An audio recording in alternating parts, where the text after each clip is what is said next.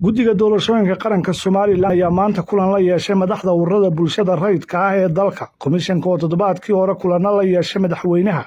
hoggaanka xisbiyada iyo ururada siyaasadda ayaa maantana kulan kuwii hore la mid ah la yeeshay ururada bulshada rayidka ah. Kulamadan ayaan laga haynin faahfaahin ku saabsan ujeeddada uu komishanku ka leeyahay, laakiin ilo wareedyo ayaa warbaahinta Arabsiya News u sheegay in guddiga doorashooyinku ay kulamadan ku ururinayaan xog ku saabsan doorashada ay doonayaan inay qabtaan, maadaama uu khilaaf ka taagan yahay tasoo horeynaysa doorashooyinka ururada siyaasadda iyo madaxtooyada. Xogaha ayaa sheegaya in guddiga doorashooyinku ay kulamada ka heleen xog ku saabsan dhinaca loo badan yahay in doorashada ururada la qabto marka koowaad iyo inta madaxtooyada lasoo horreysiiyo, walow mar walba uu go'aankoodu uu ku aroorayo sharciga dalka. Warka ayaa waxaa intaasi ku daraya in komishanka doorashooyinka qaranka oo tala badsaday ay toddobaadkan gudihiisa ku dhawaaqayaan doorashada ay qabanayaan tahay. Guddiga doorashada Soomaaliland ayaa bishan horaanteedii maxkamadda sare u gudbiyey warqad ay kaga codsadeen inay cayinto doorashada la qabanayo, laakiin maxkamadda sare ayaa diiday inay go'aan soo saarto, waxayna sheegtay in cayimaadda doorashooyinku tahay awoodda guddiga doorashooyinka qaranka.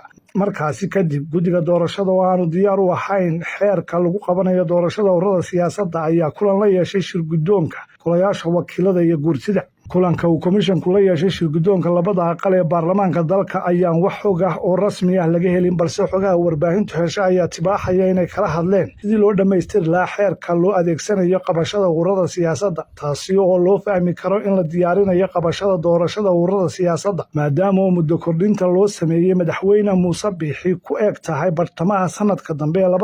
2024, suuragalna aanay ahayn in isagoo aan madaxweynuhu dhammaysan muddo xileedka loo kordhiyey in la qabto doorasho madaxtooyo. Si kastaba ha ahaatee, waxaa la filayaa in guddiga doorashooyinka qaranku ay toddobaadkan gudihiisa ku dhawaaqaan go'aankooda la xidhiidha doorashada ay qabanayaan tahay. Ugu dambeyntii, xisbiyada mucaaridka ee wadani iyo ucid ayaa meel adag ka taagan in marka koowaad la qabto doorashada ururada siyaasadda, waxayna doonayaan in la qabto doorashada madaxtooyada iyagoo horeba sharci darro ugu sheegay muddo kordhinta madaxweynuhu ku fadhiyo. Laakiin ururada siyaasadda ee cusub oo tiradooda ay tahay 10 iyo xisbiga talada haya ee kulmiya ayaa doonaya in marka koowaad la qabto doorashada ururada siyaasadda iyagoo cuskanaya in muddadii sharciga ahayd ee xisbiyada qaranku dhammaatay, arrintaasi oo ah wax khilaafku ka taagan yahay. Doorasho kasta oo komishanku ku dhawaaqaan waxay iman doontaa iyadoo aan heshiis lagu ahayn, loona baahan yahay in daneeyaasha doorashadiisu wajahaan islamarkaana wax uun ku heshiiyaan, inkastoo khilaafka taagani gaadhsiisan yahay heer ay madaxda xukuumadda iyo xisbiyada mucaaridku aanay wada hadal.